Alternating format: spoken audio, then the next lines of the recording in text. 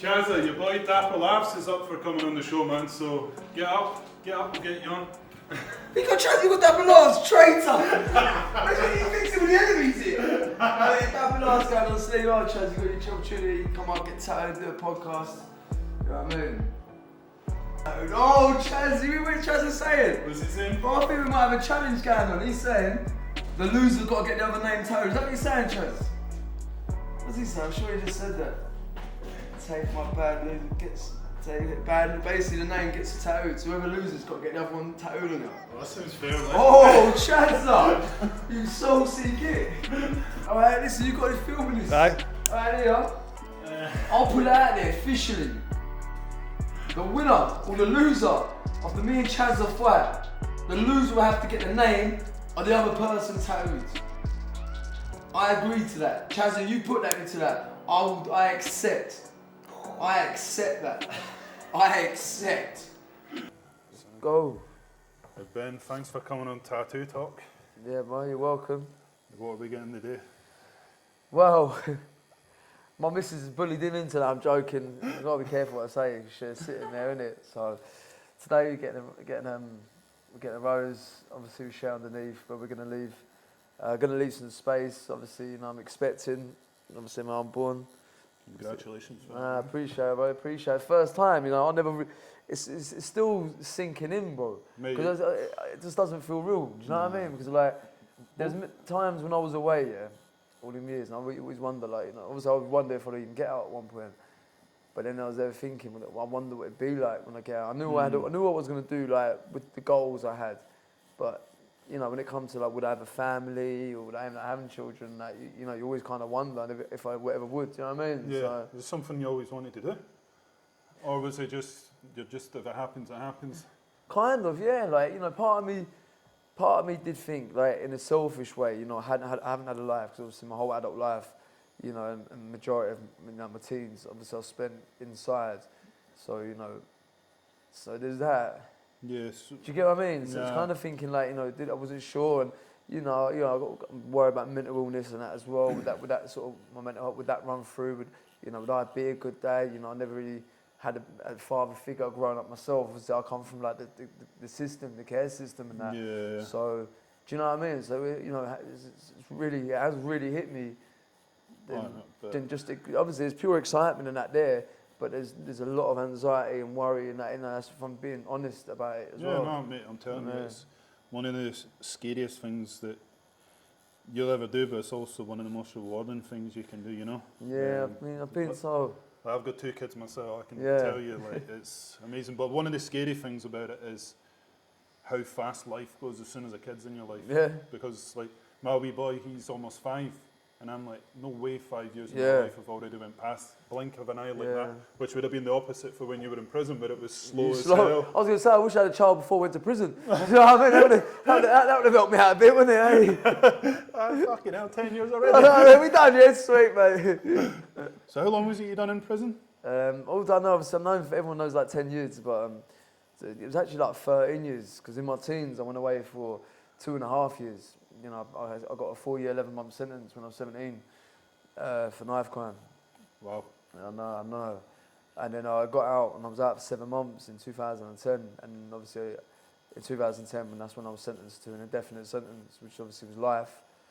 Obviously, I got out after 10 years, which 2020, July 2020. So what, last year?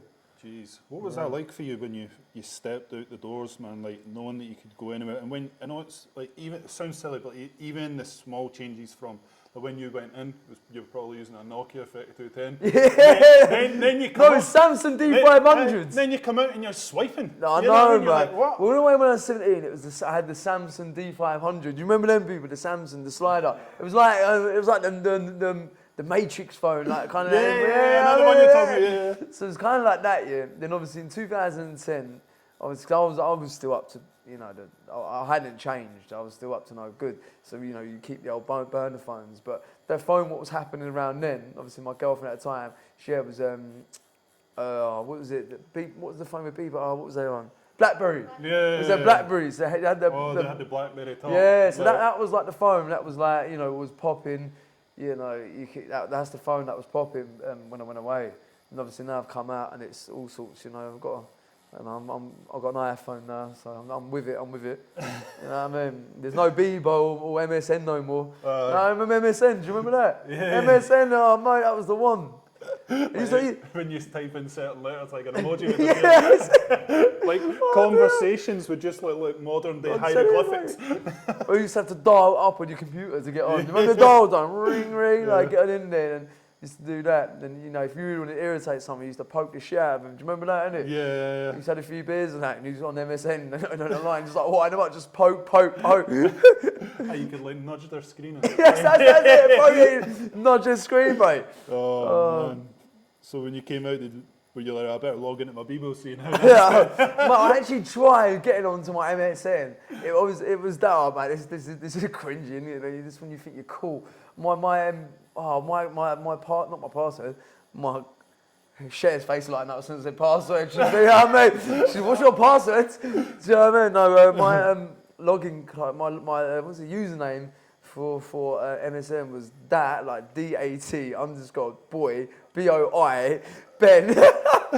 Oh, man, I used to think I was the man. Oh, dear, man. MSN, man.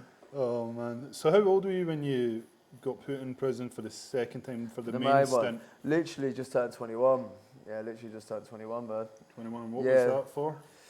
That was a recall. So there was a fight in a pub that had nothing to do with me, Gordon. Like, sincerely, generally nothing to do with me. But, you know, where I come from, Eastbourne, like a small town, you know, back in my day, anti-social days, you're known to the police. Yeah. So, you know, I had the same colour T-shirt on as one of the guys in the pub. Like, I know the guys that were fighting in the pub, but it wasn't nothing to do with me. And when police come, someone like threw my name in. I had a white T-shirt with a certain logo, like Hugh Bossed Up, I think it was. And, got arrested and got charged straight away without even them seeing the CCTV or anything. You know, I said my bit, I said there was a fight in the pub. I wasn't involved with it.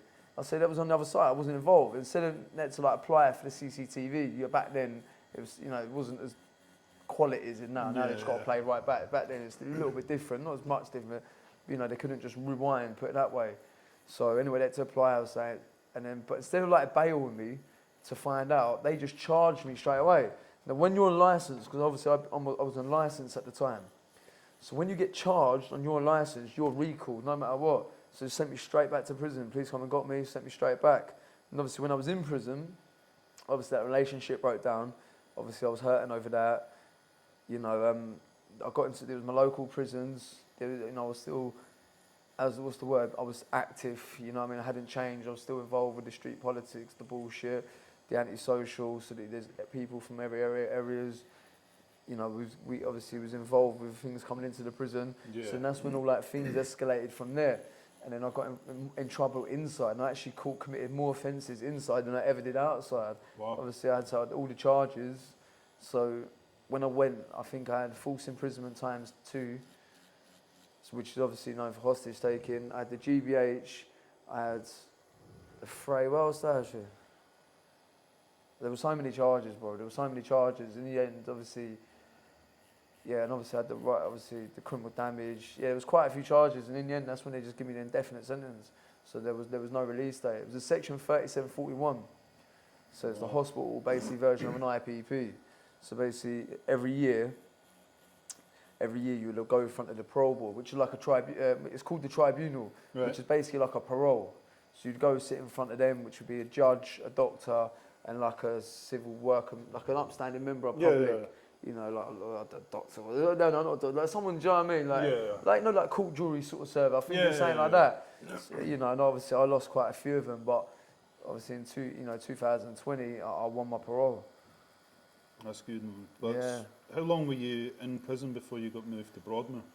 just about 2.5 years. Well, Yeah. So you spent the majority of Yeah, your time my majority of my time was in like hospitals. You know, it was Broadmoor. Obviously, I spent 2 years in Broadmoor.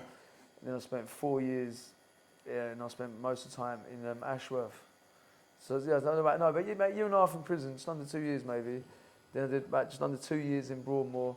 Got moved to Ashworth, and for the rest of the time, I went to a medium secure unit that's the team I'm under now. And that was near my area, a place called Helena Centre on Hailsham, East Sussex. Wow. So what kind of behaviours was it that kind of landed you up in the Broadmoor Hospital? Oh, I think when I got on top of the roof in Winchester Prison, I did the roof in Winchester. Oh, mate, and I remember they said to me, they got like the negotiators in and all that. And your friend Tony's had a laugh at me. He sent me, I'll tell you in a minute. We got a mutual friend, you know what I mean? So, yeah, I remember like, so when I was on top of this roof in Winchester Prison, that's it. That's Tony right there. That's our mutual friend. And that's no joke. That is him. Tony, you got your shout out, bro. So, yeah, man. So, like, I did the roof in Winchester. But when I did the roof, I should have never been able to have done that roof. Because I was in the seg already for like one of my protests. Obviously, they called it false imprisonment. Right. But so I was in the segregation for that in Winchester Prison. And basically, when you go out in the yard, you know, it's caged off, there's a top. But they had workers in that day. Now, you got like a little hatch. But what they did that day, they never locked the hatch. Oh, shit. How you notice it, listen, when you go out in the same yard for day after day after day, do you know what I mean? You You know in the notice the smallest changes. things, bro. The smallest things. And so I just clocked it. I was like, nah, as if. Is that fucking open? Like, but I didn't want to like stand under it and look, innit? Because sometimes, you know, there's a screw sort of near the door, like where they sort of let you out. Do you know what I mean? Keep in check, whatever, innit? And so I thought, oh, mate, I've got like, I just couldn't believe it. You know what I mean? It was. So every time I'm walking past, I'm thinking it, and obviously it's under the pipe is. So I just went for it, man. Literally up the pipe, up through the hatch. I went, mate. Literally up through the cage, up top, and then I was on Winchester Prison roof, mate. I was in the papers that one as well. Not one named in that one, but you still sit on the internet, man. Done roof. I was up there. It was in the summer as well, so I got sunburnt when I was up there. Listen, you see all these films, yeah, and they tell you about prison writing or fucking negotiating, yeah. They will never give you a fucking thing. I tried many times. Oh, yeah. you didn't get the you helicopter. don't get nothing. Because if they give you something, yeah, they'll never give you. Do you know what I mean? Every Tom, Dick and Harry inside will be doing madness to get something. Yeah. They give you nothing, bro. Do you know what I mean? So I was up there hours. I had them. It was so hot. I had them all dressed in their mufti gear because they have to all dress up. You know, big black overalls, helmet. They're all sitting there roasting hot. I'm on top of the roof catching some waves. You know what I mean? Catching some rays. But yeah, I got sunburnt to fuck in it, and then I come down later that day, or later in the evening, and yeah. So that. But when I was up there, I got to the point. When I was up there, they bring these negotiators in. You know, they bring these special teams. So they bring like negotiators in, yeah, just to try and chat shit, talk you down. You know, they've done a course in negotiating, didn't they? What do you want? Yeah. So I said to him, because I know you don't get fuck all, so I'm just taking the piss, innit? Am I gonna start going on like Bronson, get me a fucking blow up doll and all that? Like, I did a McDonald's, but I didn't. So I said to them, yeah, I'll tell you what, I'll come down if you get me an Elvis Presley impersonator singing Faith by George Michael. And mate, they must have thought, that's hence me going Broadmoor, do you know what I mean? Yeah. He's not right in the head, so I mean, so saying stupid shit like that, but I did suffer mental health as well, do you know what I mean? Yeah. So, and that, you know, I started doing all these crazy things inside, so I ended up hitting a category, like A category, so obviously high risk, obviously high secure. Yeah. There was an escape attempt as well, in the medium secure, that was on one of my charges as well. Wow. So, you know, when you've got that escape and you've got all these other charges, you knew I was getting a big sentence. And there was only one last place to go because they wanted to medicate me. So, you know, to be medicated, obviously they can't force medication you in prison. Yeah. They're not allowed to do that in prison. So anyone Well, you think, nah, they can't do it, not allowed to. It's same as well, like a hunger, like hunger strike, they can't force feed you in prison. That. No. No, it's the only place they do it is hospital. Obviously right. Broadmoor, so obviously to go there, they wanted to force medicate me. And So obviously hit the that's high where they secure. force-medicated me. Yeah. You ever heard of it? Acrophase, you know what I mean? You don't take it to stick the needle in your arse. Pop, you know what I mean? Really? Swear down, bro, swear down. So what did it inject you with? Is that just to sort of kind of make you more Gatmore, like placid, you know what I mean? Like, yeah, it fucking knocks you, like, well, I think it's Gatmore. Like, it's like an antipsychotic. But it fucking dazes you. But I remember one time, there was a kick-off. I feel like I know I chinned. It's just come back to me.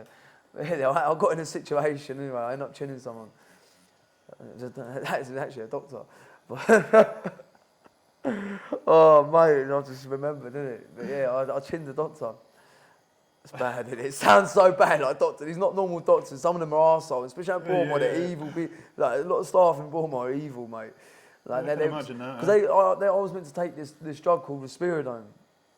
It's an antipsychotic. But I used to do, because it was tablet, I used to under the tongue. Yeah. Spit it out, you know what I mean? Because, I started getting, like, not many people know this, I haven't spoken about this before. I was getting a side effect from taking it. That's why my chest is a bit, like, flapped over. You started growing, like, man boobs and that on it, and, like, milk comes out your tits. That's one of the mad side effects from risperidone. It's going to be hormonal. If it was fucking me up, bro. Do you know what I mean? Like, I couldn't, I was struggling the other things. You know what I mean? Not everything was working. Do you know what I mean? Things were working, shouldn't be happening. So I was like, I'm not fucking taking this. You know what I mean? Like, my head was going. I was like, just in a zombie all day. So I stopped taking it, and then they spanned my room one day. They did regular checks and that there, and they found these pills. Oh, fucking idiot! I should have flushed them. They found these pills that were hidden. So then they said, right, they was going to start injecting. Obviously, they call it a depot, like every 2 weeks. So they inject it like every week or every 2 weeks. But I managed to get out of it. I said, look, sometimes I just get scared of swallowing tablets, blah, blah, blah. So they said, all right, you can do the liquid form. Yeah, so like, all right. So I was basically got with a cup of water, a bottle of water. So every time I was knocking him out, I'd spit it back in the water. But it wasn't before long, one of them sort of half clicked. So sometimes I go, when they weren't looking, I'll splash it into the big bottle of water for everyone. So, sounds bad, doesn't it? I was giving everyone fucking risperidone in the hospital. I'm sure the staff even had it a few times. That's a risperidone. Hey, you're welcome. You know what I mean? Nah, but they got onto it. They knew in the end I was just fucking around. They knew I didn't want to take it. So in the end, I had a big drama with the doctor. Basically saying, look, you've got to be depoted now. You're not taking the tablets. We know you're not taking the medication. Yeah. You've had the chances, so you're gonna be injected. I didn't want no needles in my arse and that, mate. Do you know what I mean? Like, nah. Cause, I knew it was serious because I knew this is happening.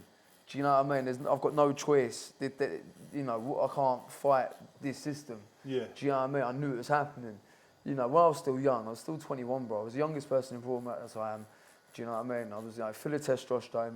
Have you seen the pictures of the size when I went there? Yeah, have you seen? Yeah. I was jacked. I was like 14 stone for my frame as well. Do you know what I mean? When you walk around with my frame with 14 stone muscle, you're a little. You know what I mean? You're a little tank. So obviously, I had that young sort of street mind attitude and that about me still. So I was like, all right, fuck it, I'm just gonna fuck the doctor up then, innit? Do you know what I mean? In my head, that's the stupid thinking. I'm thinking, yeah, that's really gonna help me, innit? I'm thinking, yeah, I'll smack him up, that will show him, do you know what I mean? Yeah. So obviously I caught it, when the doctor come onto the ward, I caught him, I did it him. And then, yeah, obviously that's when they acrophased me, and I felt that for days, bro. But the thing is that when you get that for acrophased, you need to have, like you can get, what's it called?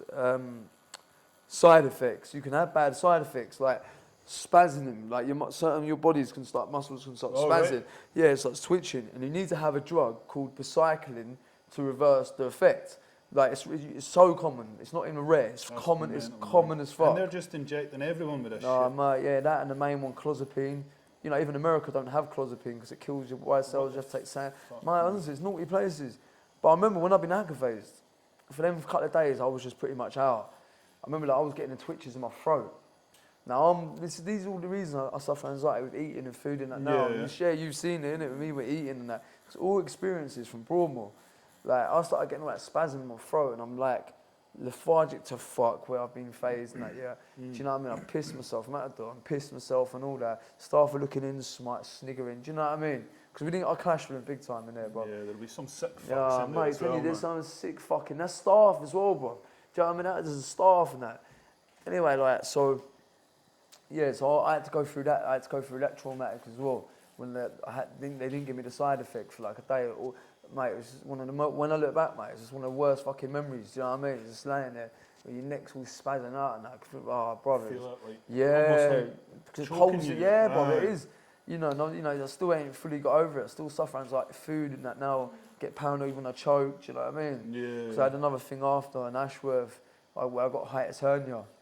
And they didn't want to let me out into hospital. They all thought it was anxiety in my head. Every time I felt like I had a lump in my throat, I thought I was like choking all the time. But after like 14 months, I did go to outside hospital, had a camera down my throat. They found out it was I had a hiatus hernia, a stomach infection, and my esophagus was like burnt up. Oh shit. So yeah, so I had to take. It's mad that they literally just inject everyone with the same sort of like shit in there. You know what I mean? Like they do, it's not really like they're doing it to help you. They're just doing it to dumb you down. Yeah, but that's it, bro. It's just to kill you off, mate. Zombie you. Do you know what I mean? They don't want all these like free-thinking mental patients running around like. Do you know what I mean? Yeah. Like they just want everyone zombied, mate. That's why everyone there is half like just zombied. Everyone there is like pretty much obese because you in there obviously. You go to the canteen, but it's same to with your appetite, the antipsychotics. One of the big common side effects of antipsychotics is weight gain.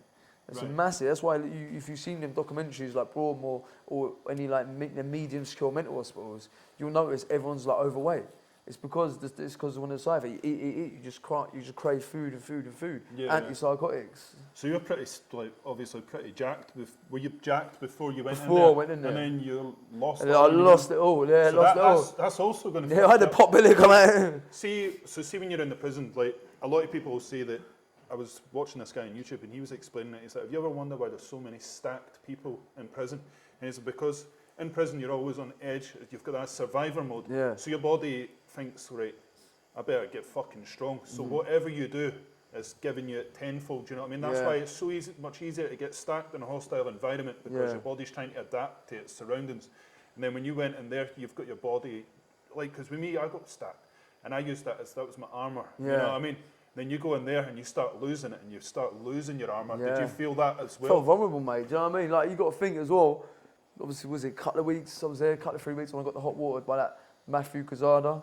Hot water? Yeah, he done me the hot water in the back there. Do you know what I mean? So I had that. He got me with a fork a few times. Obviously, that's why I had to go and paint. I had to go on that's when my addiction for tramadol started inside. Do you know what I mean? Because I was more after the pain and that, the sciatic nerve or whatever. After that, I kept telling him I was getting pains to keep me on the tramadol because I was using that as an escape from this place. Bro, I was like 21. I was in Hell's Kitchen, like. Do you know what I mean? The tramadol was giving me that sort of bit of escapism. I was taking that. It was numbing that mental pain. Yeah. Do you know what I mean? The physical pain had stopped, but then I was just blagging it for tramadols, and obviously that taking away my appetite and that as well, wasn't it? Then I started like getting medication off other patients. Pre-gablin, that was a good one. Do you know what I mean? Yeah. It was all like, that's obviously, you don't realise at the time, but you just, become a drug addict in there. I haven't even spoke about this a lot either. And they'll literally just keep giving you the tramadols. Like, how long were you on them my for? dad was feeding me diazepam and that a lot as well. Well, they probably see it as the more they give, the less hassle you're going to get. Because when I first went to Broadmoor, I was obviously being a fucking problem in it. But after a while, obviously the meds and all that, it just kills you off, bro. Do you know what I mean? It just kills you off. Yourself. Yeah, and it was only like, in the end when I just thought we had enough. Like, obviously there was more things that happened in there. But it got to the point where enough was enough. And then it did go off and I did get kicked out. Do you know what I mean? There was a riot. And actually, people question this and that, yeah, but I've just remembered that there's a book called Inside Broadmoor, and I'm actually in it, and that kickoff's in it, and I totally forgot about it until last night. Funny enough, last night I was on Amazon, and one of the suggestions for you, I don't know if Amazon's trying to take the piss. Do you know what I mean? Inside Broadmoor, like, what are you saying, Amazon? How do you know about this one? Yeah. Do you know what I mean? But that book's come up with a suggestion, and it's saying Inside Broadmoor, and I'm like, shit, I'm in that book. Like an old flashback memory. It comes out, I'm like, fuck, I'm actually in that book. Don't know that name me, but the actual riot that actually happens in that book. So I've ordered it and it's coming tomorrow. Wow. So there's a riot, you were saying, huh? Yeah, it was a riot. They called me and another lad called Charlie Potter started it. Charlie went to Rampton, I went to Ashworth after. It wasn't a riot for the fun. It was, a lot of people, like when I went to Ashworth, all the staff come down to me, say, he's just kicked off down there, he thinks he's about it, getting kicked out of Broadmoor. Because you've got to remember, no one's been kicked out of Broadmoor except Charlie Bronson. Yeah. So this was like a massive thing internally in there. Do you know what I mean? No. So getting kicked out of there, yeah, and obviously it was just fucking mental, mate. It needed to, mate. I needed to get out of there, bro. I would have been dead. I overdosed on the drug, or I would have just committed suicide, mate. 100%. Was there much violence when you were in that place when everyone was drugged out there? It's mostly unprovoked violence. Yeah. Do you know what I mean? Almost like a mental asylum. Yeah, that's what it is. Do you know what I mean? It's like there is violence there, and it can be bad violence there. Like people that kill people in Broadmoor. Do you know what I mean? Yeah. Like that's the extent of violence that's in them places. It's serious violence, but a lot of the time it's in prison there's a lot of politics. Yeah. Do you get what I'm saying? So when them politics are broke, that's when things go off. But in mental hospitals, a lot of it's unprovoked violence. You know, you don't know what someone's thinking in that. If they have like a paranoid schizophrenic moment, or they're in a paranoid moment, they've got like a disillusional belief in their heads. Do you get what I mean? Yeah. I think as well, like, see, when you're in a sort of like state of sort of like psychosis or whatever you want to call it, everything around you is so confusing, but the only thing that's black and white is violence. Yeah. You know what I mean? So they probably seek a sort of like kind of comfort in just smacking someone. Yeah. You know what I mean? Getting in a fight, because it's black and white. They're either going to win the fight or lose the fight, and Yeah. it's probably quite refreshing when their head's a mess. You know what I mean? And everyone's just so confusing around them. Yeah. Like, did you ever think you were going to get out of Broadmoor? Nah, man, there was times. You know, I think that's why I stopped talking to everyone. You know, there's a rumour went round when I was out. There's a rumour went round in Broadmoor that I killed myself, that I died, being killed, like, because I just completely went off the grid. Like, I just thought, I'm done. Yeah. Do you know what I mean? It's like, what's the point now? Do you know what I mean? I'm 21 years old. I'm in Broadmoor. I've got no release date. Like, it was hell on earth, mate. Like, that place is hell on earth. So it's like, you just thought, I just give up. Do you know what I mean? And you're getting pumped full of drugs and that in you as well. Do you get what I'm saying? You just fucked, mate. And it's just like, yeah, I just had enough. I never thought I'd get out. It was only actually when I got kicked out, got to Ashworth. Obviously, I got accused for the Ian Brady hostaging when we allegedly we was all planning on doing that. You know, that was very serious. That cost me 9 months in the segregation. Wow. But it was that segregation that actually saved me, and that was the big turnaround. That's when I read the book, The Key to Living Law of Attraction. Yeah. And that's when my life started changing. That's when I started like thinking positive goals, and I don't know, something just massively changed in me, Gordon. Like, Just something. yeah, something switched on, bro. So were you on the drugs when you went through that moment? Nah, like was that when you actually one of the first times you had clarity? That's when the first time I had clarity. Like, you know, I was still blagging some of the painkillers, but the psychotic drugs. The doctor at the time, Dr. Collins, he's the main doctor in the hospital. He actually said didn't need the psychotic drugs. So, you know, I didn't come out of segregation all amazingly perfect. I still had, you know, I still made some mistakes after the segregation. And actually, you know, what delayed my sentence a little bit. Like, I beat the white van man up in the therapy group, which was not a good move. Do you know what I mean? The one in Wales, when he ran that woman over with the buggy and all that. Yeah. Yeah, I attacked him, Matthew Trevon. I attacked him, and that was the last person I've ever attacked. That was the last person. It was after that when I spoke with Jenny from my Kill Call, my psychologist, and I said I let myself down. And I promise I'll never do it. I'm done. That's when I did the deal with the universe.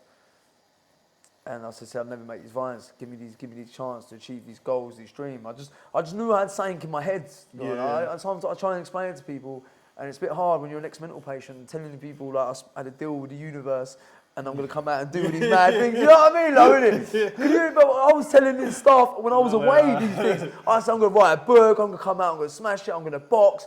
Mate, they thought I was just, because I'm a patient, I'm a high school. Yeah! They'll be like, right, you take the left, I'll take the right. Listen, This guy's losing it. I'm in a high school mental hospital telling these people what I'm going to do when I get out. You know, you're lucky to even get out. And I'm telling you, and I told them 2020, I'll be out. They was like, what, look, you don't know that. I said, no, you don't understand. I know I'm going to be out 2020. Like, I see it in my head. They're like, yeah, you hearing voices with that as well. Do you know what I mean? It's going to sound, but I just knew in my head. I see it. I just saw it, man. I just knew it. I didn't realise at the time I was manifesting it. Yeah, like manifestation's powerful, man. But that's it. You know what you were saying then? You were saying about in your jail when you're ready for it. Yeah. Like, you got to remember, when I'm in that cell, like, I gave up TV and everything for that bit. Until towards the end, I got to like season. I was getting like, I was going to have DVDs. So I was getting like, I was watching box sets the last few months at my last place to cover the time. But mostly in Ashworth, after that segregation, after I did the deal with the universe, I give up my telly. I no telly. I was just books. But I wasn't just reading like storybooks. I was reading like enlightening books. I was reading like stuff that will strengthen the mind. Yeah, 48 Laws of Power, The Art of War, social experiment books. Do you get what I mean? Like, I've just got a massive, because the way I come across and the way I talk in that, People just think I'm a bit fucking dopey, innit? But but I just studied and studied. But I was like studying society sort of books and law of attraction books, The Alchemist, the Spiritual Laws of Success, Law of Attraction, The Secret. I was just getting it all in I couldn't get enough. Yeah. But that's where I had no distractions.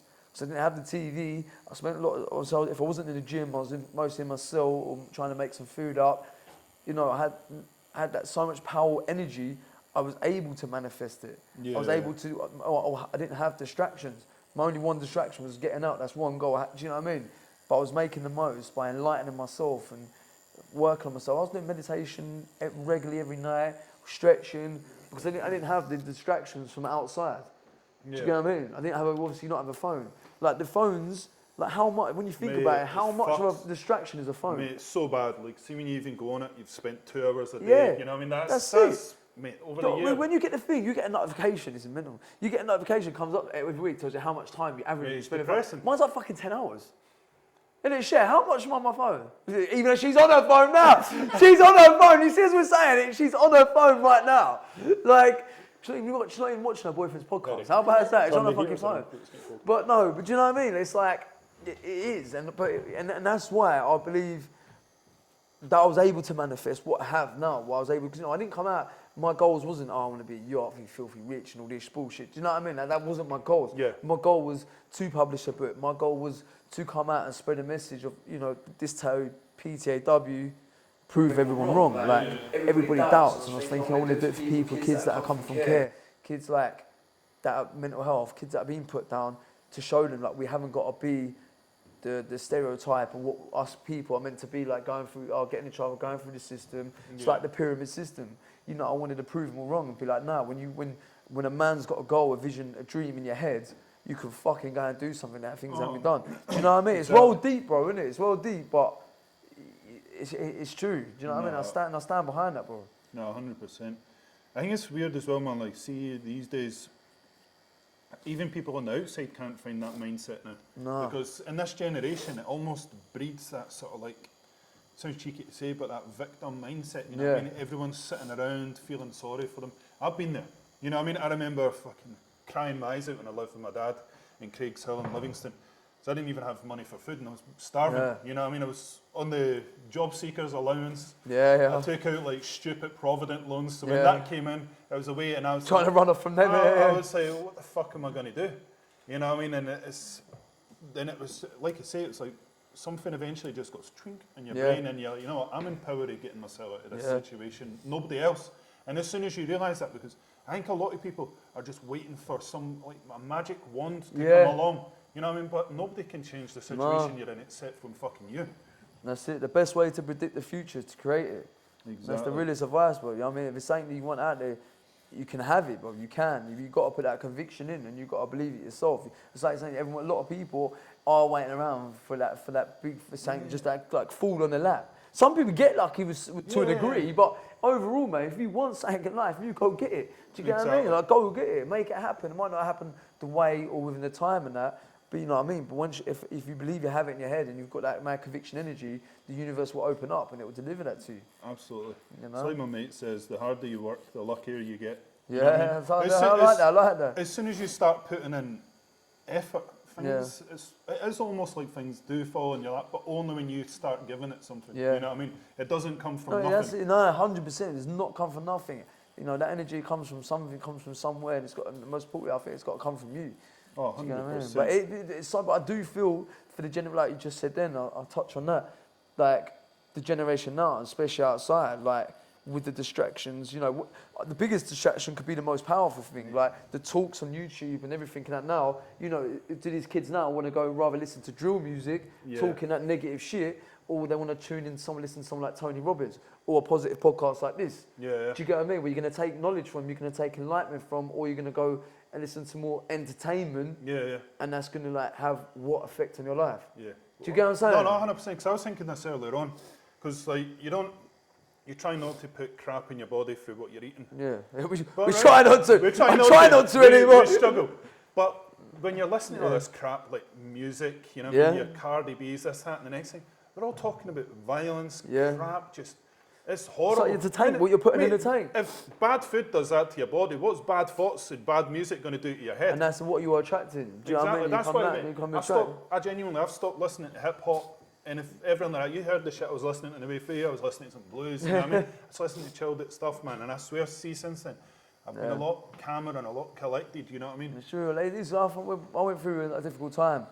You know, one of the reasons I'm covering the tattoo underneath, like we was on holiday, our first holiday. Do you remember, Shay? So me and Shay was on our first holiday, and some bullshit come out. Again, people was just trying to tarnish my name, which you couldn't do, because there's no dents in my armour. They know who they are. Can't tarnish me. You won't write me off. Nah, but they people weren't serious. Now they tried to, innit? On the holiday, our first holiday as well. And you know, but shout out to the people that have apologised, and one's now become amazing friends, and I'm actually going to be part of the organisation now. Shakes down, gloves up. So I'll talk more of it after. Yeah. But anyways, so it put me through a real hard time, innit, bro? Yeah, like bad. It did, to an extent, it did. But remember I started listening to the talks and that again, and you know, but it actually got me, and I was going to the beach. Yeah, I started listening to my positive talk. I was trying to get Cher to listen, you know, but it wasn't really happening.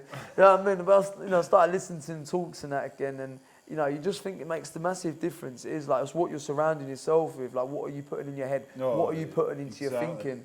Do you know what I mean? And you can enhance yourself. You can bring your energy, your vibration up so much just by taking 20-minute meditation or just by listening to them talks a day. And you know the thing is, everyone thinks when you're talking about meditation, you're like literally like, you know what I mean? No, that's what everyone thinks when you're talking about meditation. No, but like forms of meditation for me, like when I wake up in the morning, I'll always just put on a song that I can envisage myself walking out to a fucking ring.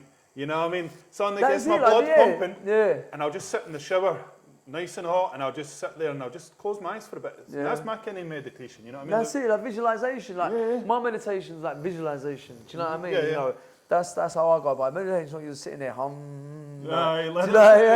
not that. Like that wasn't me. Mine was more like visualization. You know, I'd sit and take 20 minutes every evening. Oh yeah. Sometimes I'd put my feet up and land my back, and you know, comfy positions and I just But now I didn't have no phone back then. Do you know what I mean? That's what I'm saying. But it's easier. And all I did was visualize. I visualized me in the ring, and I'd visualize this. I'd visualize that, but I'd visualize the thing. Yeah, and that's what it is. You know, I was just my vibrations were connecting, and I just knew 2020. 2020, I'm out. 2020, I'm out. And bro, I've done everything I set out. And now I'm doing more. Do you know what I mean? Like I've gone and broke the fucking bare knuckle records. You know, 6 seconds. Yeah, 6 seconds. But because my boxing, a lot of people, you know, ripped me off after the boxing. Now there was a lot of. How many boxing fights did you have? I had the one. Do you know what I mean? That was meant to be the end of the documentary, but I'm glad that's not going to be the end of the documentary. That bare knuckle fight will be, because, you know, I feel like I could have just done a lot better in that boxing fight. You know, it was my first. It wasn't so much the fitness. It was the adrenaline dunk. It was. I had the tennis elbow. I had the pressure of everything, and I was just fucked, mate. I walked into that fight fucked. You know, obviously I got the win. I was lucky to get the win. You know, and I just knew I had to come back stronger. I think the bare knuckle was definitely more for me. And then, you know, I went out and broke the British record for the fastest knockout on UK soil. One for the haters. You got some tissue? I had some tissue. Yeah, go for it, man. Cheers. But yeah. So is that what your plan is now? To sort of like, is that your sole plan now? To just one of the sort of like your stepping stones is the bare knuckle boxing? Kind of, like I just in sport, in regards to sport, yeah. Like, you know, I won't go back to boxing. But I love the buzz of the bare knuckle. You know, I think it's a fast-growing sport. It feels like a more purer sport. Yeah. You know what I mean? There's so much politics in boxing. Yeah. You know what I mean? It's like, there's too much. There's too many discrepancies and stuff that I really don't like about boxing these days. But bare knuckle boxing, when I first watched my first bare knuckle box, and I was like, whoa, this shit is fast paced, man. Yeah. I'm like, there's no like, who's gonna like, this rarely goes to points. Yeah, like, that's what I'm saying. Someone's getting knocked out. Yeah. And the fucked up thing is, bare knuckle boxing is actually safer. It's had less deaths than actual normal boxing, which is pretty mad because it's a bare fist against the face, like the person's going down. It's cleaner as well, like rather than a pillow, you know what I mean? Yeah. Like the brain's just constantly getting battered around. And I think, Bobby, you think, look how UFC and that started. Look how fast bare knuckle's growing from like fights in barnyards to like haystacks to now it's commercial O2 arenas, venues now, pay-per-view events. Look at the bare knuckle in America. they're getting all like Yeah, old it's famous huge, things. It's man. it's going massive. Like bare knuckle is a big one for the future, and that's one of the reasons I wanted to get my leg in the door. Like I'm not in this sport now just to be like, oh, I'm just the next person to come achieving a goal. Like shit's changed for me now, but I'm taking over the BFBA. You're Like, here to trust take me, some scalps. yeah, bro. I'm coming to leave a legacy. So who are you fighting next? Who I want to fight next, who Yeah. I'm going to be fighting. Yeah, We all know I want Chazza. Obviously, apparently now, me and Chazza have seen each other. Well, we've made agreement now, me and Chazza. Oh, yeah, We're in here live on TikTok. Don't be pulling back. It was definitely him as well. So if you try saying it was a fake account, it fucking wasn't. We got the screenshot, brother. So yeah, like literally, the loser's got to get tattooed of our name. So when he loses, basically, he's gonna get my name tattooed on him. Go on, Chazza. I'll do it. There you go. Go on, let's do it. So there we go, innit? He's doing his. He's about to tattoo next as well. Who's his not so funny mate? I forgot. What's his name? Yeah, Dapper said that he would come on. Papa Ralph. What's his name? I'm joking, Dap. All respect to you, Dap. I'm joking. I'm banter. I've had a bit of banter with Dap last before. Nah, he's a cool guy. Hey, he's cool, man. I look forward to getting on. I'll watch that as well. But yeah, to me, obviously I want Chazza. You know, we had a bit of a kick-off from the fight. I don't know, did you see it? Yeah. Yeah, it was gone viral on TikTok. You know what I mean? Last time I saw it was on like 1 million views or something. Do you know what I mean? So me and Chaz, we had a bit of argy-bargy. You know, we've had a bit back and forth for a while. Do you know what I mean? So, you know, it's definitely a fight a lot of people want to see. It's a lot of interest there. Oh, yeah, 100%. So, you know, so I'm definitely interested for it. You know, I'm not, you know, I know I take fun of Chaz and all that. I mean, I don't know how I take the piss out of him a little bit. But I do, in regards to fighting, I do respect him. Yeah, but the thing is... And it is going to be a tough fight. There's levels in the game of boxing now as well. Dude. He's very experienced. He's an ex-pro. He still trains with like top level people. Yeah. You know, so away from like the joking and the piss taking, I won't be taking the fight lightly. Oh, yeah. Do you know what I mean? It's not someone... Yeah, he's someone you can't... You know, you have to respect him. He's a veteran of the game. I do respect him. But I will beat him, and I am going to beat Chazza, and I'm going to shock a lot of people because a lot of people ripped me off for that one. A lot of people ripped me off going into the bare knuckle. I didn't just go into the bare knuckle. I went and broke the fucking record of the UK history. Do you know what I mean? So that's why PTAW, and no matter what I do, people write me off time and time again. I prove everyone wrong. It's what I do.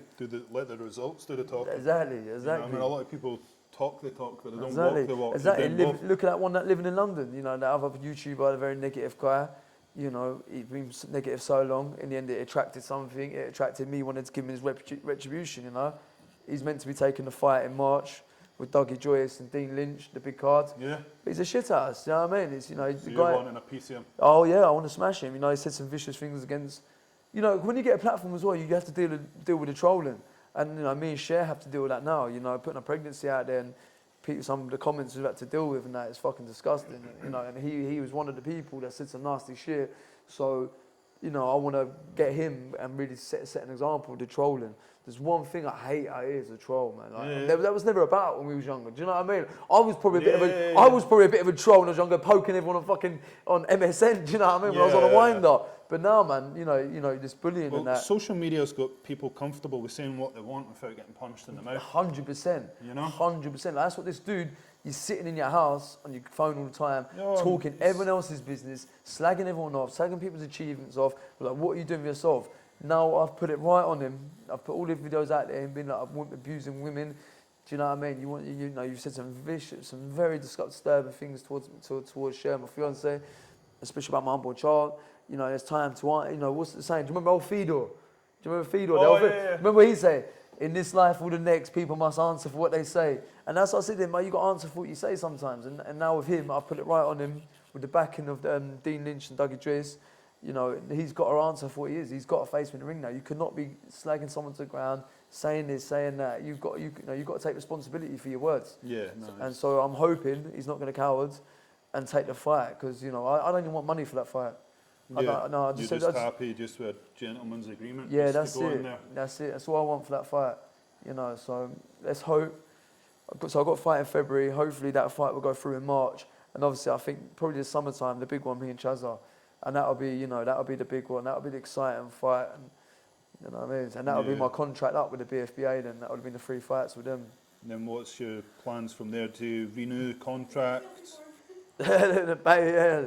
I don't know. Like, I'm 32 now, Gordon. I'll be 33. I'll be 33, but I'll be next August. Yeah. So after the fight of Chaz, I'll be 33 not long after, and then yeah, man. I'm gonna go undefeated, 3 out of 3. Yeah. So you know what I mean. I have to wait. I don't know. I have to wait and Manifest. see. Yeah, bro. You know what I mean. So, but I'm not taking the Chaz fight lightly. I know that's gonna be very tough. He is a gnarly dude. Yeah. He is a gnarly dude, man. So it'd be interesting to see what happens, man. But just gonna go from there. Like, just see this contract up, and then. But I think it's always best to sort of like always plan ahead for like when the free fights are up. You know what I mean? Because like that, I think that's one of the reasons why Tyson Fury got depressed, because all his life was set on beating Klitschko. Yeah. He beat Klitschko, and then he was shit. What next? Yeah. And then it just went in a downhill spiral. Yeah. So what is your next goals after the 3 fights? Well, that's it. Like I said, now I've just joined with Moss from with Shanks Down, Gloves Up. One of my biggest goals, one of my biggest passions, even is to I'm a big believer in the ripple effect. One word, one action has a massive ongoing effect to people you don't even realise. So obviously, knife crime, it's a serious thing. Yeah, big time. I've been on both sides. I've been on the aggressor, I've been on the receiving end. So, you got kids killing kids in that now, bro. Do you know what I mean? Yeah. You've seen it in the little girl, like, come on, it's fucking. And I think, to the degree I know, sometimes words can get into kids' heads and that. And I think someone with my story, my background, the way I look at sort of my age sort of thing, I might be able to connect with some of the younger kids, and I might be able to drop that seed in one of their head that might have an ongoing effect that we never know down the line. So to get into the schools, and to get into college, that's my goal up in Edinburgh now, to try and get into the schools. I've got to back in with them now, Shanks Down, Gloves Up, because the other organisation was not backing me at all. But I know Muss is going to back me, because he's actually one of the guys that was against me. But but he's an absolute gentleman. Him and Noel and the HKA. We've got a good fucking solid team now. And he's the thing about Muss, he's very passionate about what he's doing out there in the streets. Yeah, and, you know what I mean? And people got into his head. And, I think me and Muss, we're actually going to be very close. And I think we're going to have a very strong relationship in the future. Good, and I think together, especially like the group, if I can send that over to you, the Facebook group in the description, more people get involved over. Yeah. I think we can really go out and try and make a difference to some of the kids out there now. And I'm so excited for this. So 2020, I'm not going to, obviously, I don't do the podcasting now, but you might see me, be getting some other people, might mix with some other names and that in the boxing world, go down, show some of these some of these pro boxers what the score is. You know what I mean? No, so I've got some good things lined up. So yeah, just keep. That's a good one, man. Because I always say that in life, if you manage to just change one person's life, that's a fucking good life. Yeah. But I've done loads of messages I'm getting that. Do you know what I mean? Even from that book, The Law of Attraction, I've done. People have seen it. I've had people messaging me saying, I wasn't going to go for this job with me. I went for it. I got it. Messaging, my kid's been reading, watching you saying this. Do you know what I mean? It's crazy, bro. Like, a year and a half ago, I'm sitting and serving a definite sentence, and now I get messages that people actually listen to what I'm saying and taking that. That's why the ripple effect is so powerful. You've lived it. Yeah, bro. It's just crazy that people actually trying to change. They've done a little thing from their life, saying positive, just because that was something that you said. Do you know what I mean? Yeah. And that's why it's. I think one of the problems these days is like fucking every cunt and their dog's a motivational speaker, but these are like spoon-fed kids. You know what I mean? Like they don't know any struggle in life. You know what I mean? And they're telling you how to. And you're like, what? Was it the life coaches? Yeah. Like what have you done? Fucking, you know what I mean? Like nothing. You're just. No, that's it. A guy that's fucking grew up in a wealthy fucking house. And a lot of them are money orientated and all that. Like, do a life coach. Give me this amount of money. Like, fuck, man. Why can't you just fucking tell someone if they've got any good advice? Give it to them. Why you got to charge hundreds of pounds to be a life coach? Exactly. Do you know what I mean? Exactly, man. Fucking life coach, my ass. You know what I mean? Ben Hatchett's your new life coach. Free of charge to everyone. Just message me.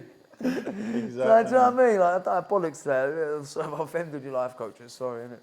You know what I mean? Lost some subscribers there. But no, you know what I mean? But a lot of people are in that kind of thing for the wrong thing, you know what I mean? They're in it for themselves, you know? Yeah, it's like the charities and that as well, man. Do you know what I mean? When you start mixing some of these, you actually see how a lot of them work. A lot of these charities are only charities because of the tax-free money. Yeah, and how it's all run behind closed doors. I know, I've learned so much about it. Mate, honestly, man, the shit I've been hearing recently, man, it's absolutely mental, man. like you start a charity for other people, not for yourself. Yeah. You know what I mean? Charity's not charity no more, Charles. Oh, I mean, it's it. Is it hell? Perry, you had some questions. You want to get them out? You had some questions. I get them out, man. Yeah. I mean, you've been talking. Yeah, we've probably covered some, but Stuff that I've got on here is maybe the best, like. nah. It's a bit depressing. We was on a high vibe, bro. You have a life coach, he's going the wrong way. 2 steps forward. We'll go 1 step back, then we'll continue. I feel under pressure now. You're on the spot, bro. This was your idea. That was my idea.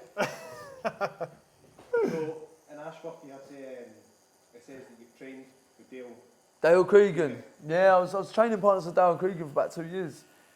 Then we actually got split up because of, I mentioned him on a phone call to my brother, Jamie Burke. Right. And I said to him, because he's got some stories. And another lad called Jake Burns. This is when I was like leaving Ashworth as well. So a lad called Jake Burns, Scouser, he was the one who sold all the story to Dale. Oh, I felt that one. To Dale. He's the one who sold the stories. He sold the letters that Dale sent him. When Jake left for prison, he stayed in contact with Dale and sold all the letters and that about him going coyoting in Ashworth and all that lot. So they split me and Dale up after that because they knew I was getting out and they was worried about more people getting out selling stories and that with Dale. Shit. I ended up did do it, didn't I? I did end up doing it. Do you know what I mean? So he wasn't wrong, Ashworth. But no, I did end up doing it. But, all the money, I never made money from that. They all went to that charity. They all went to that little Nelly Rose. Oh yeah. Yeah, even though there's a big fucking thing around that at the minute. We're not in it at the minute, but it's still saw one. But yeah, so all that money I made from the stories on that, it come from a shit thing, but it went to a good cause. Well, it was allegedly went to a good cause. Yeah. So I trained for about 2 years. He come across just another lad. I know it just sounds bad, but he did. He just come across another sort of guy. Do you know what I mean? Like, what he did is atrocious, but when you're there and you've got to be stuck with him for 2 years, do you know what I mean? It's like... Yeah. It's a sensitive subject, isn't it? Because it's like, it's sensitive subject, because you say you've got to be careful what you say with it, because it's a very emotional thing. Do you know, would I agree what he did? No fucking way. Do you know what I mean? It's disgusting what he did. Do you know what I mean? There's rules in that. Obviously, he turns around and says, women. It doesn't matter if women or men or not, police officer. He's not meant to do. You don't do that. But I got to know him on a personal, deep sort of level. Yeah. Sometimes you have to sort of forget. Oh, sorry. Sorry, man. With that, because I'm trying to word it correctly because it is a sensitive one.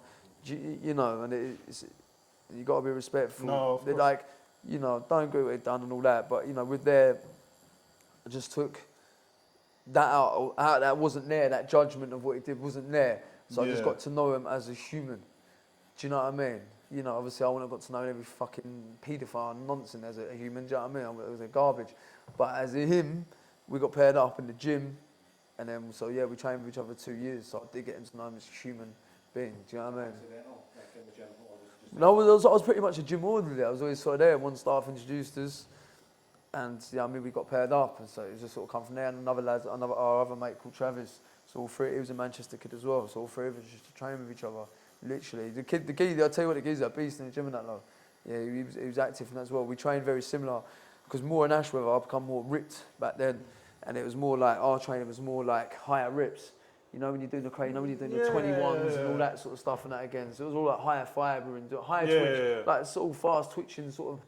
That and running, so they did football and that in there as well. Oh yeah. So we did a lot of football in Ashworth and that as well. So it was more like sporty and that. But yeah. No, you got in some shape, man. I seen a picture. I had that one went super ripped as well, and I got the rip one. That was Ashworth, the rip one. The bulk one was Broadmoor. Obviously, I lost all that, and then brought it back in Ashworth. Got ripped. Then went to that medium secure, and then you can have more perks there, more food and that. I was like, I'm done with the training. You know what I mean? Don't need to really be on guard no more. And then come out. I ain't really been in shape since I come out. Do you know what I mean? But I want to change it for the next few fights. Like I see myself at the weigh-in and all that lot. Shredded. Yeah, I was all these other fighters and everyone's got ripped. I'm like, I used to be. Well, Cher's nodding red in that. Yeah. They didn't get the fastest fucking knockout though, did they? You know what I mean? Done that.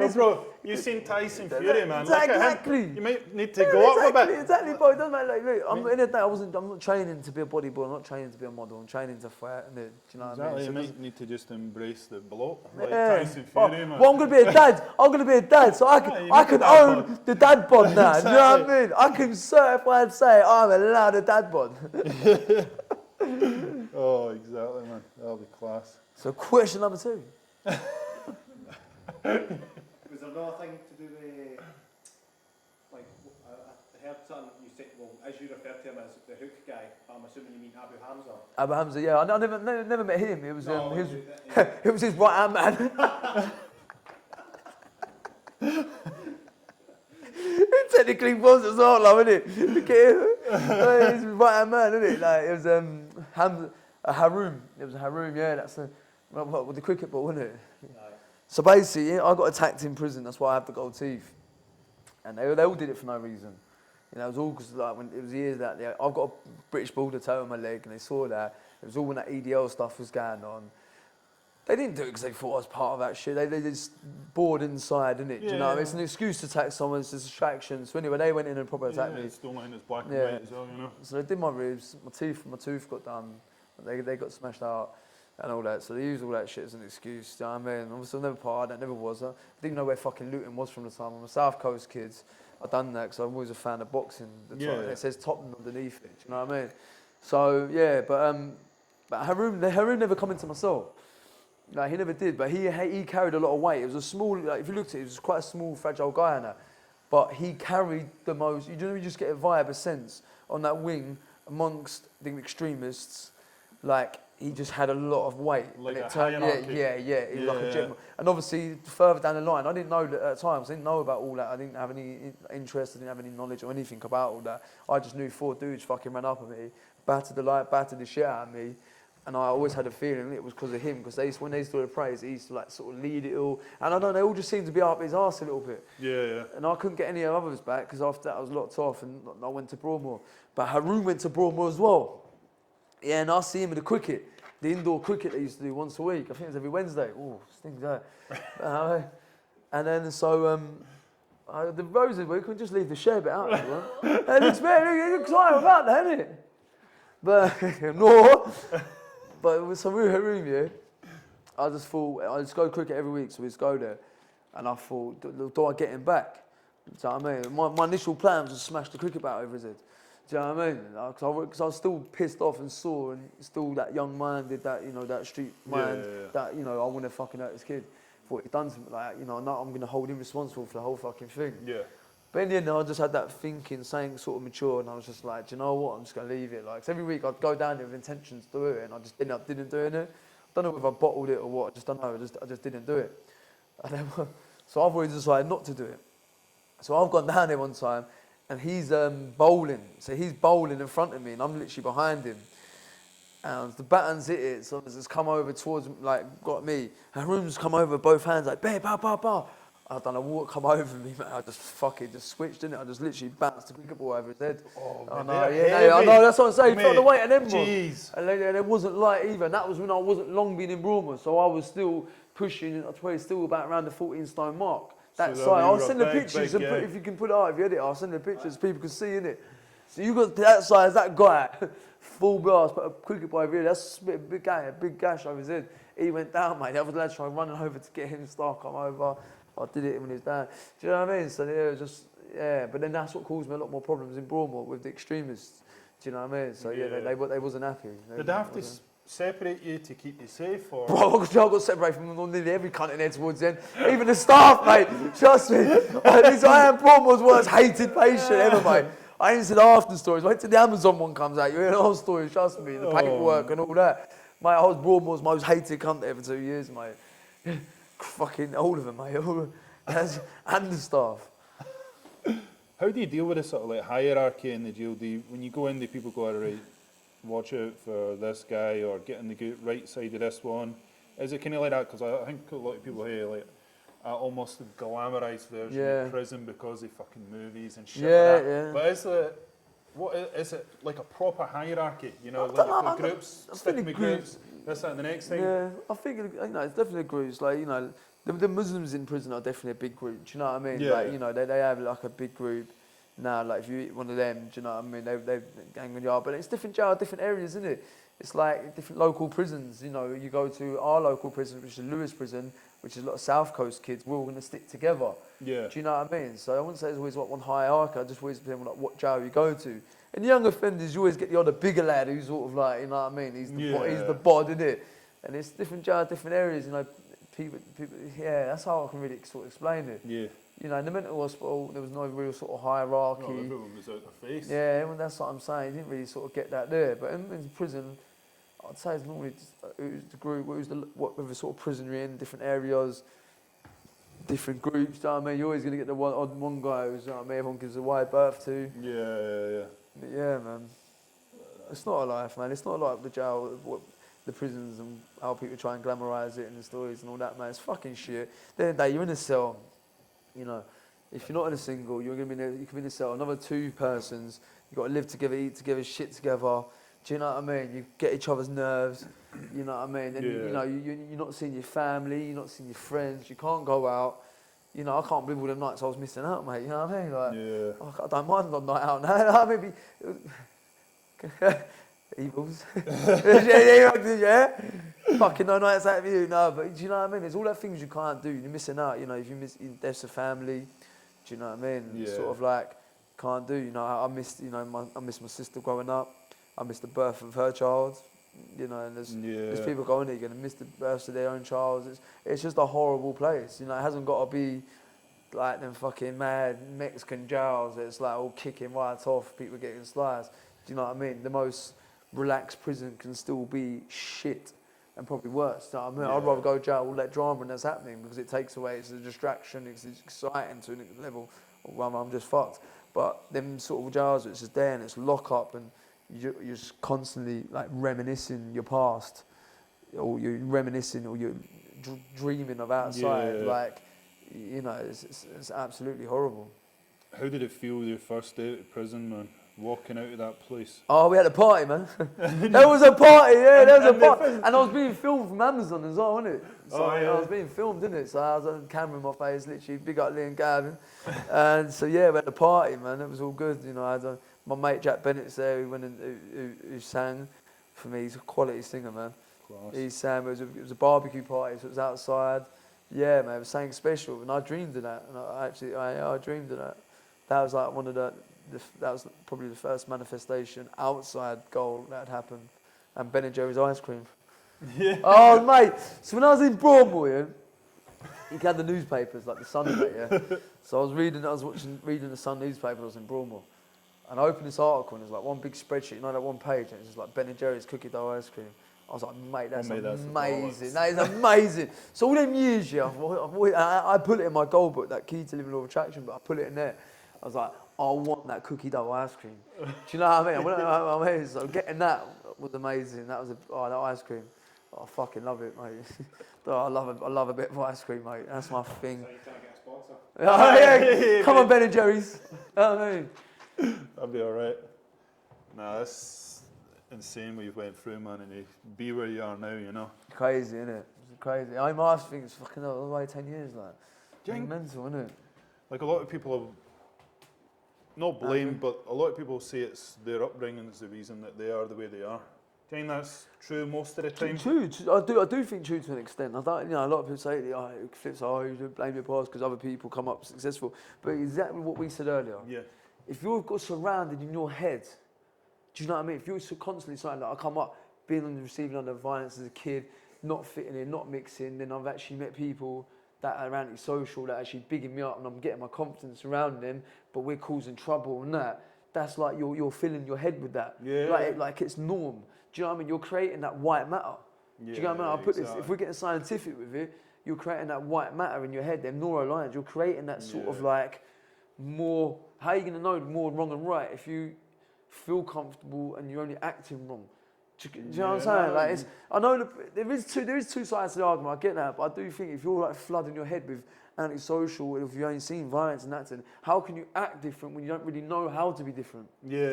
Do you get what I'm saying? So that's why, that's why it's important with these youth work centres and that today. That's why it's important for 100%. people to be putting them seeds into kids' heads to make them thinking, actually listening to something different, go do that. Because if you don't know any different, how can you be different? Yeah.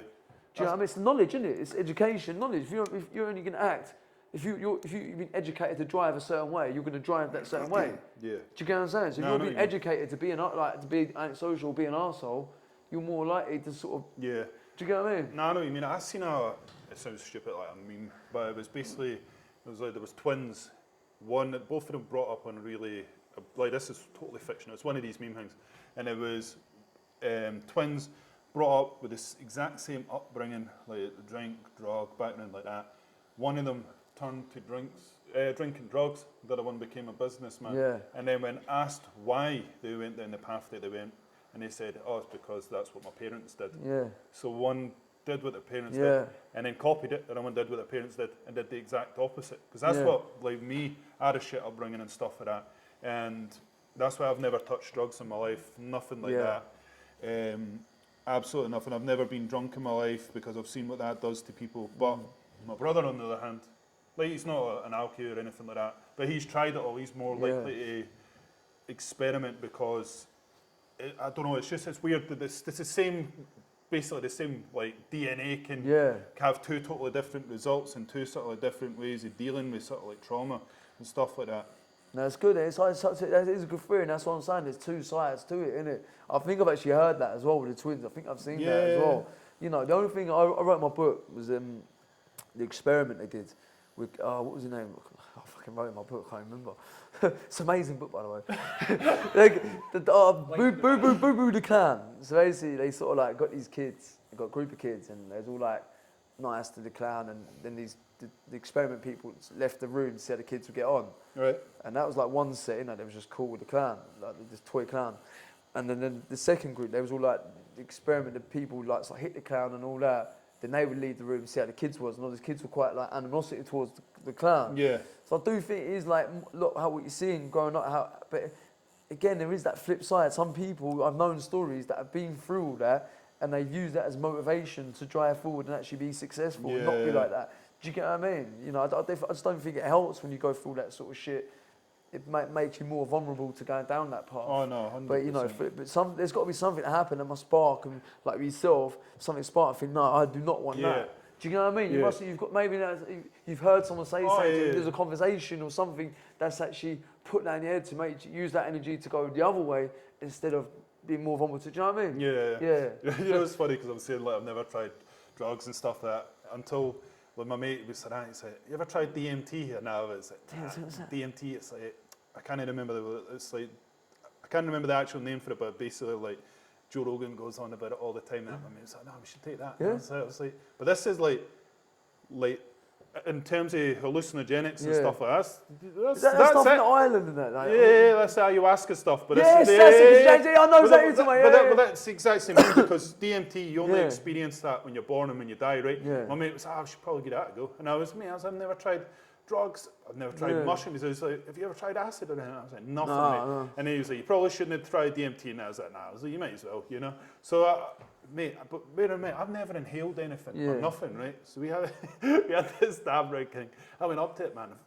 Inhaled it like you wouldn't believe, incinerated my blooming throat, and I'm like, fucking hell, I'm like, the world, I'm like, it's like my soul's leaving my body. Well, I'm like, my throat's incinerated, and I'm like, what the fuck? Is it that good? What was it though? Like, so people that, I know James was the documentary and that about other than me, I don't know anybody that's had a bad experience on it. Because obviously I didn't know how to body inhale anything. But see people that have done DMT, like they've done it and they've had completely out of body experiences. Yeah. They've all went to this, like a lot of people, like this, they call it the DMT realm. Mate, everyone's explanation of that place is that accurate that they've started mapping it. Yeah. Which is insane. One of my customers was telling me that he did DMT and he just froze. And he was like, I was paralysed. He's like, I couldn't move. He's like, and then all of a sudden, he's like, the wall just went black, like sheet black, like now that Vanta black, like the blackest black in the world. And it opened up like a door. And like in the DMT reel, this sounds mad, but everyone sees these clockwork elves, they call them. And he's like, this elf thing came up to me, and he's like, and just started tapping some buttons on his wrist, and then went back in the wall. And he said, as soon as that shit closed, he's like, I was back to normal. Yeah. I wasn't even high nothing. He's like, just completely. Mate, came I out. know, I've heard about this. That's a documentary. See, we should do a documentary. James is going to do it. Oh, that's good, mate. Here we come. Mate, I'm interested to try that, man. do you know another thing as well, right? So see, my mate Willie Grattan from Ireland, he did ayahuasca, and mate, he came out of that, he stopped taking drugs, he stopped drinking instantly, mate. He's now a religious guy that goes to church every Sunday. Yeah. And he said to me, he's like, when I was in the bro, he's like, I'm not joking, he's like, I spoke to God. Yeah. And that he's not the only person that said that. It's crazy, a proper enlightening thing. Like, see if you do the ayahuasca and do it properly. Apparently, like, so DMT is more of a wobble, like it's over and done with a lot quicker. But ayahuasca, that's more of a sort of like gentle trip, but it lasts fucking hours. Yeah. You know what I mean? And when you're on that journey down there the next again day, you can pick up where you left off. Yeah. And keep going down, mate. It's mad. Where is it? Where is it? So there's loads of retreats in sort of other countries and stuff like that, but you know the only annoying thing is all these fucking vegans have took it over. You know what I mean? So you go into this ayahuasca retreat and you're like, oh, this is going to be spiritually enlightened, and you're eating fucking like fake meat, you know what I mean? And you're like, fucking hell, like, just stay away. Like, it's the one good thing we've got gone, and the vegans have ruined it. You know what I mean? Like, fucking hell. But no, I mean, I really want to do that, the ayahuasca retreat, if I can find a non-vegan one. Is any non-vegan retreats out there? Ayahuasca, here's up. We're coming. Oh, man. But no, that's 100% on the plans. But aye. If you, so... Yeah, man, let me know, man. Documentary, innit? Mate, I'll put you out, innit? We've got the cameras there, bro. Come on. You know what I mean? Fucking hell. Let's go, man. Let's go find them clocks, mate. Mate, that'll be insane. Can I go share? Is that all right? Can I go get high? Legally. Legally, and have some crappy vegan food while we're there, hopefully. No, I'm up for that, man. That definitely it'd be good, interesting journey, man. I've heard about it, 'cause I know James was going to do it. James English, he was going to do something with it. Oh, yeah. Yeah, with a few of the lads have been on there. Yeah, no, it's definitely interesting. So, you got anything coming up that you want to promote or anything like that? No. Just your fight with Chaz? Just a fight with You Chaz. got anything to say with Chaz? Fucking go for it now. Mate, you'll get my name tattooed on you, mate. You know what I mean? Yeah, hopefully next time we'll come back over. I think get the fight over here. The fight. We live in London. We'll be on the table. No, just everyone who's watching that, man. If you follow the journey, I don't know what's coming next, and I need to make some more plans. I need to get that so I could do ayahuasca. I need to get back down to it. You know, I think being a dad and that now, I'm excited about that. You know, I just got to take time. This year, definitely next year, I'm going to focus on myself a lot more. You know, I'm still driving. That's one of the big. So I come out into lockdown, and then I've been no-go all the time. I need to take a bit of chill time, and definitely get driving, focus on the relationship and all that at home, and yeah, man, just focus on being happy most of all, innit? Yeah. When's your baby due? What was it? August, man. Whoa. August.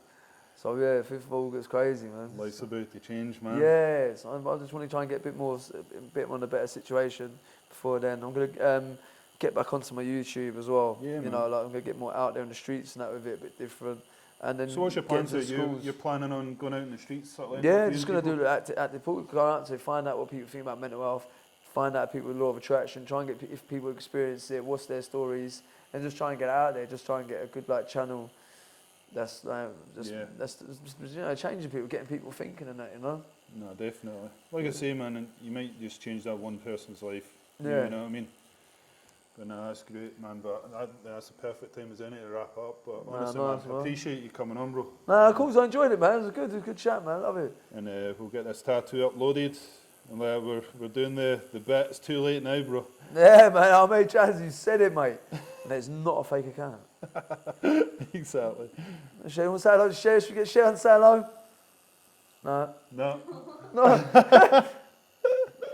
Ideal. Nah, appreciate you coming on, bro. Nah, nice one, brother.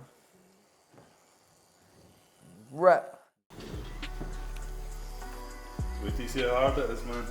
Oh, this is Good, man. I don't know. Is it, man?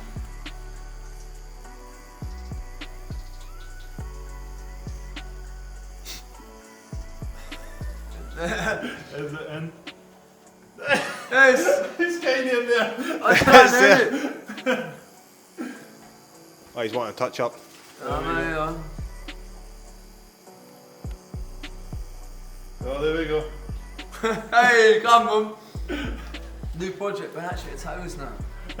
These guys, listen, I hope, thank you for joining in. It was an honour to come and share my story and let her go. And what an amazing tattoo as well, and sentimental for me to share. Again, she's still distracted on the phone. No, but like, don't forget to like and subscribe. We've got some amazing guests coming up, and in the future, come back and that again. But no, thank you. I think the channel's gonna go amazing, man. What goes on?